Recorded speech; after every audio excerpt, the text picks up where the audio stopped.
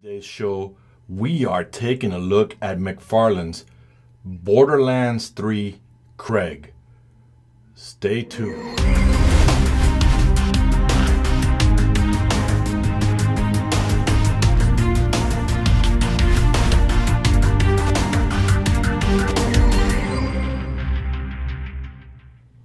All right, guys, welcome back to the show. Welcome back. And I'm happy to do a review of this guy.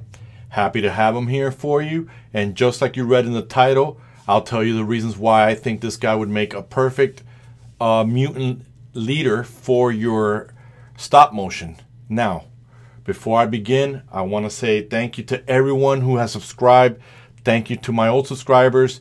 Thank you everyone for liking the content and subscribing to the channel. It definitely helps me a lot.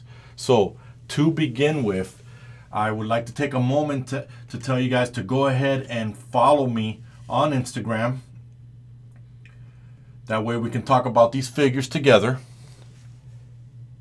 And if not, guys, you can also find me on Twitter so we can have a conversation. We're going to begin with the housekeeping because there's not a lot to talk about. He does come with a stand that says Borderlands on it. As you guys can see there in the camera. Okay, not needed, but it's definitely there. It says Borderlands in white letters. And I've already put the accessory in his hand because I was messing around with this guy.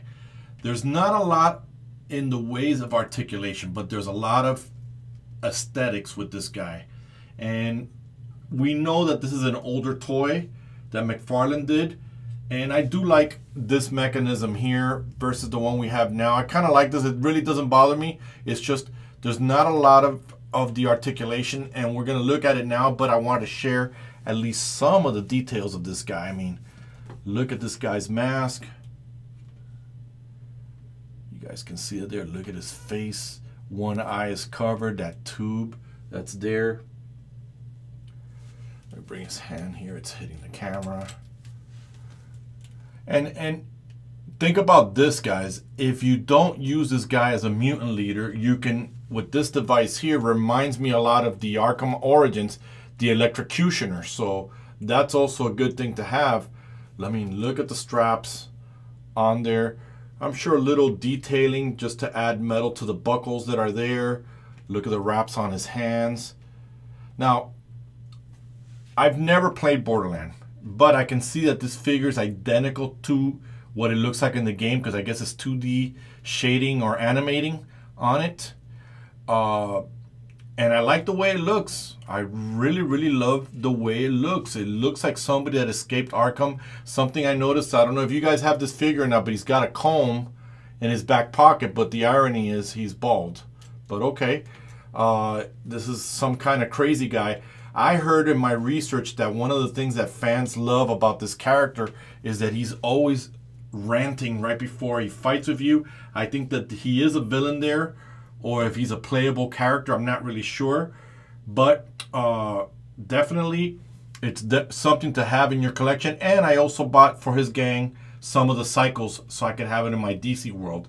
And definitely if this was in the future and I was directing a movie, this is the way my mutant leader would look like. It would look something like this, experimented on, or I don't know. I don't know what Borderlands is about. I got to read it up. So, but if you guys don't mind sharing with me in the comments, wouldn't mind having a conversation about this.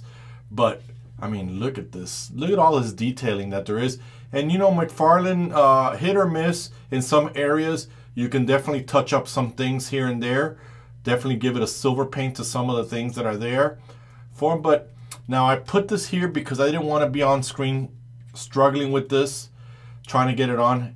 Be careful, guys. This apparatus or this thing here that he kills with, that it might be motorized, is a little bit sharp. It's got some sharp edges. It's not a soft plastic.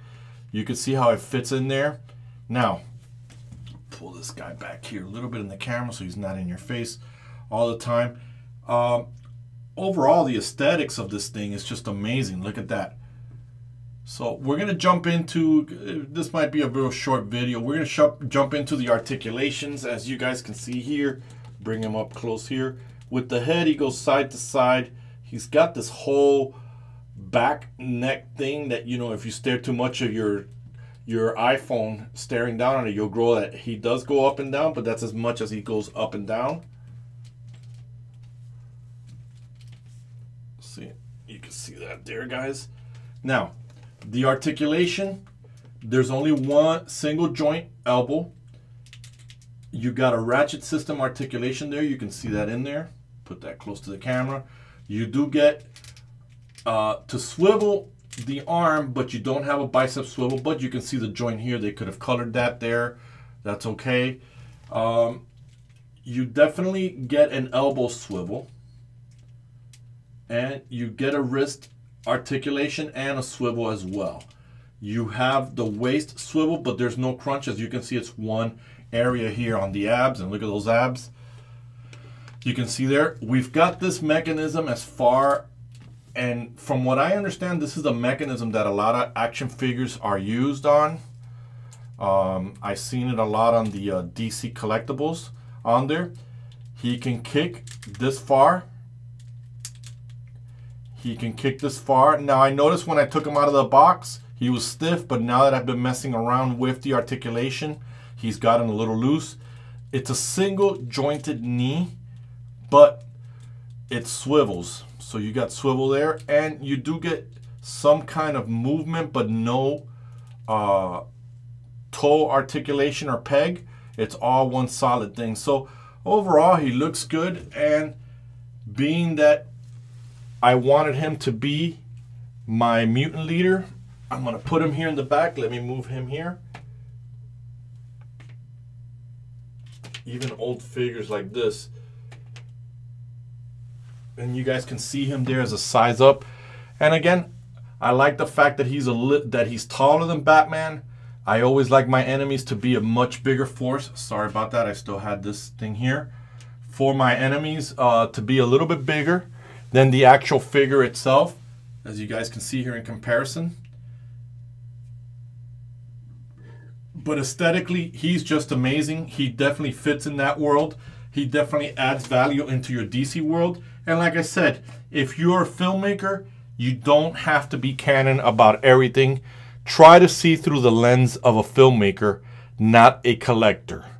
The collectors like to pet peeve, and they think that everything that Hollywood does, in this case, it's the graphic novel, so we'll go with that. But Hollywood always changes things when it's just too cartoonish to make it more realistic.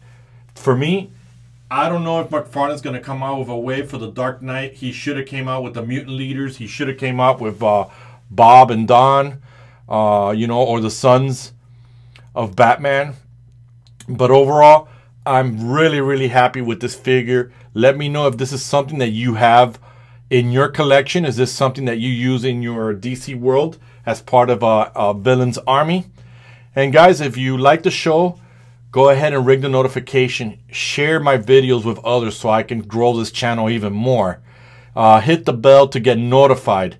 And most of all, guys, I see a lot of you watching my videos. I see my video count, but not a lot of people subscribing. Please subscribe. It will definitely mean the world to me if you did. Helps me out, helps me grow, helps me get to my goal. So guys, with everything else, I really, really like the way this villain looks. I like the way this guy looks. I heard about his rambling, and I think I'm going to one day just sit down and see if the game is available on Xbox and try to play it to understand it. I heard it's a beautiful 2D shading for the animation, which I kind of like that. And it looks like this almost looks, from the pictures I've seen, like they took it out of the game or out of that. So again, guys, I don't have any other information about this character or further review. So with that said, this is Red, guys, and I am out.